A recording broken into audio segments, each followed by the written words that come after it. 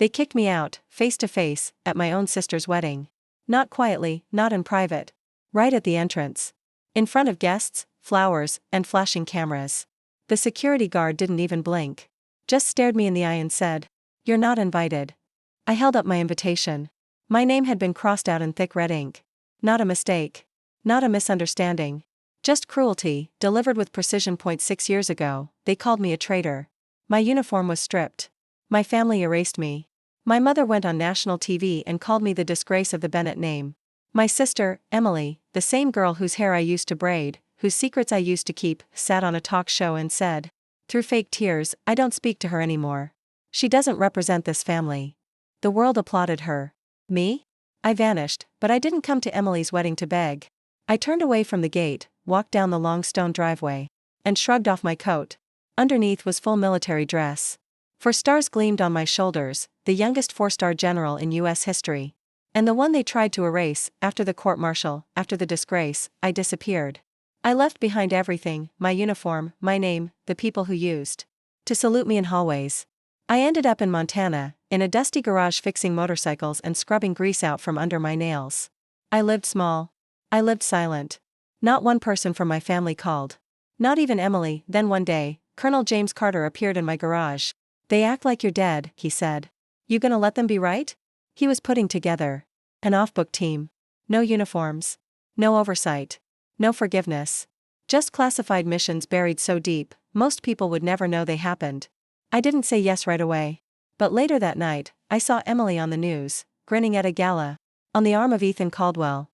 Celebrated for a last name I once died inside protecting. I said yes. First mission was in Syria. It should have been routine, extract an informant. But the man I pulled from that cell wasn't a local contact. He was a U.S. defense contractor. And tucked in his boot was a USB. "If I don't make it," he said, "this can't disappear."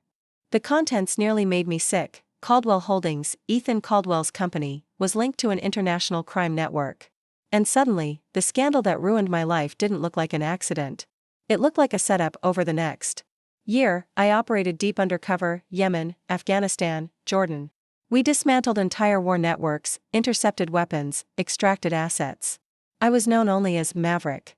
No past. No shame. Just results. But at night, I couldn't sleep.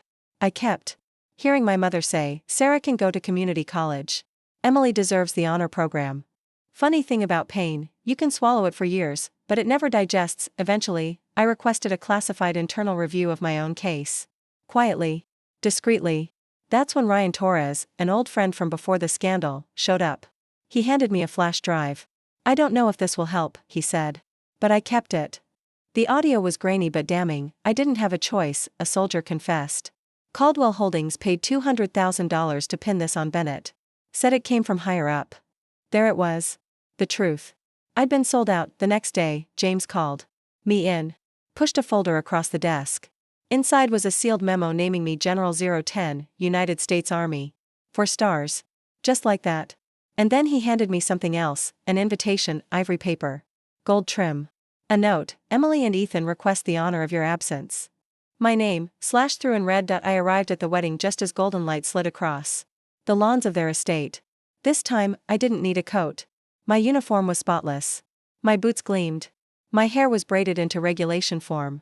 When I passed the gate, no one stopped me. No one dared. The ceremony had begun. Champagne flowed. Strings played softly. I walked directly down the center aisle. Conversations cut off. A woman dropped her wine glass. My mother stood near the champagne table, a brooch on her chest, trying to hold her expression. But for once, she looked like someone who had run out of lies. "Sarah," she whispered. "Mother," I said quietly. "I came to offer my congratulations." Emily turned. Her face twisted in disbelief. Her hands clenched. Ethan, so clean, so quiet, just stared at my uniform, eyes locked on the stars. They didn't speak. But they didn't have to. I smiled at a stranger nearby. "Lovely weather for a wedding," I said, like I belonged there.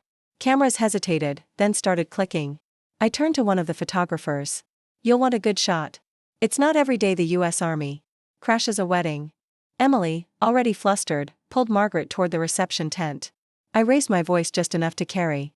"Before you go, I brought a gift for the happy couple." I held up a small black USB. Ethan's face drained of color. "This contains a few recordings," I said, calm and steady. From Lieutenant Ryan Torres. Including a confession from the man who falsely implicated me, paid handsomely by Caldwell Holdings. The crowd shifted. Phones came out. Conversations turned to murmurs. She's unstable, Emily tried. She's always had issues. I tilted my head. Is that what Ethan said in the apology email he sent me 3 months after my discharge? Because I still have it, timestamped, signed. A man in a tux stepped forward. I represent Caldwell Holdings investors. Are these accusations credible, Mr. Caldwell? Ethan looked like he might throw up. Emily hissed, we need a lawyer. Now. I turned to Margaret. She hadn't moved. Her knuckles whitened around her glass. I never needed your apology, I told her. But I need you to understand, I survived.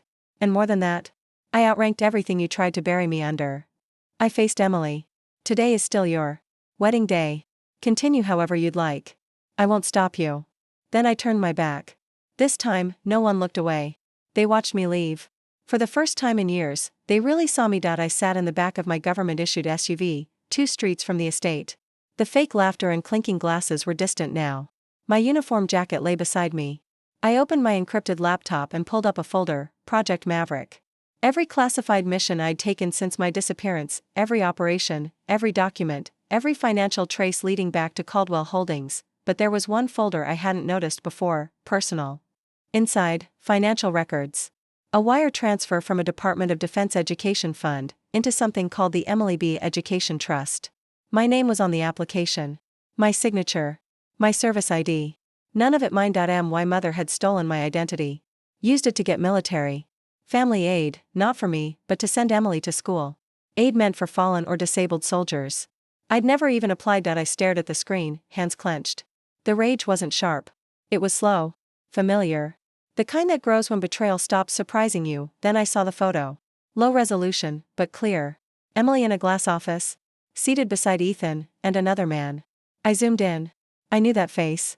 I hadn't seen it since he disappeared after testifying against me, Marcus Vance, the man who blamed me for the data breach. Who was never questioned in court. Who'd vanished. Before I could clear my name. He worked for Caldwell now. His title, Director of Special Operations. I felt sick. I grabbed my satellite phone and called Ryan. You still have the original recording? Yeah, he said. The full one. Not the clipped version. I'll back every second. You'll go on record? If it clears your name, I'll do it. I leaned back. Somewhere, fireworks cracked. Celebration echoing in a place I didn't belong anymore. Then I remembered being 18, holding my Princeton acceptance letter. I'd saved up for the application. My mother sat me down. We can't afford 2 private school tuitions, she said. You'll be fine in the service. I believed her. I opened my decommissioned military email, still barely accessible. One unread message from years ago, sitting in the junk folder, don't take the March assignment. Someone's setting you up. James. I stared. I called. James. You sent it? Yes, he said. I sent it 3 days before the charges, but your account was already compromised. I didn't know until after. He paused. I failed you. We can end it now, he added. The FBI will be at the estate tonight. Everything's signed. But there's one thing left, you need to pull Ethan aside. Make sure he's the one they grab. I didn't hesitate. Understood. I closed the laptop and stepped into the cold air. The estate looked different now, smaller, like it had finally shrunk down to the size of the truth. I found Ethan at the bar, laughing like he'd won. We need to talk. Privately. He followed me to the greenhouse, the one Emily and I used to hide in as kids. Now dark, forgotten. What do you want? He snapped. To be seen, I said. Not as the person you tried to destroy, but as the one who survived. He sneered. You won't prove anything. It won't hold. I pressed a button on my phone. A red light blinked. Ethan leaned in. Should have routed the money through Dubai. I didn't think the transfer would get flagged so fast. He froze. Thanks for confirming, I said. I unclipped the tiny pin on my lapel. It blinked blue. A live feed, then, sirens. Black SUVs. Rolled in. Agents swarmed in dark jackets. Ethan tried to run. He didn't get far. An agent stepped toward me. Familiar face. General Bennett, he said. Petty Officer Langston, I replied. We've got everything. You did good. I looked toward the house. Margaret stood frozen. Emily clung to the stair rail, veil trailing like a torn flag. I didn't smile. I didn't gloat, because I didn't need to anymore. After Ethan's arrest, the reception dissolved. Music stopped. Glasses abandoned. Conversations dead. I walked through the silence, toward the front. A woman whispered, That's General Bennett. I nodded. That's right. A few retired officers approached. One shook my hand. I've read the mission briefs. Never thought I'd meet you. You brought the truth, he added. Across the room, Emily stood near the cake. One shoe off. Her face streaked. Margaret clutched her pearls like they could save her. I stepped forward. Mother, I said, voice calm. I don't need your love. I don't need an apology. But you will see me, not as the daughter you erased, but the woman who survived. Margaret didn't speak. Emily's voice cracked. You're leaving? I am. You'll never talk to me again? I didn't come to punish you. You made your choices. I just exposed them. That's enough. I turned to leave. Excuse me, a small voice called. A little girl stood by the door. I saw you earlier. I want to be like you when I grow up. I knelt. You be better, I said, and placed a silver star in her hand. Then I turned, walked out, not like a shadow, like a storm, finally passing. 1 week later, I sat at the Pentagon. A folder on the table, Sarah Bennett disciplinary case, officially nullified. Your record will be restored, the voice said. Your commendations. Reinstated. I didn't smile. I just nodded. Outside, James waited. They're preparing the Medal of Freedom.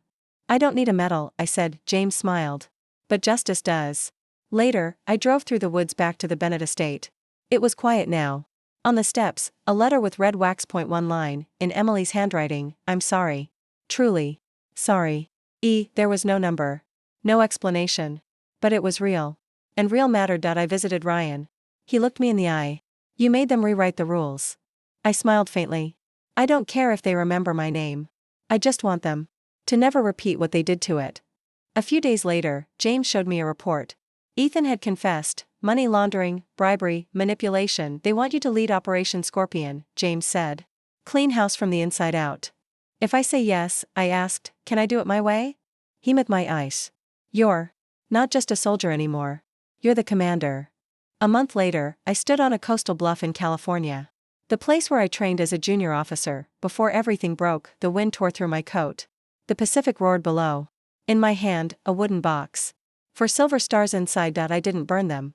I didn't throw them. I let the wind take whatever it needed. Then my phone buzzed. Operation Scorpion approved. Lead command, General Bennett. Ready? I didn't answer right away. I looked at the waves. No shadows behind me. No one left to silence me, just me alive. Seen. Free.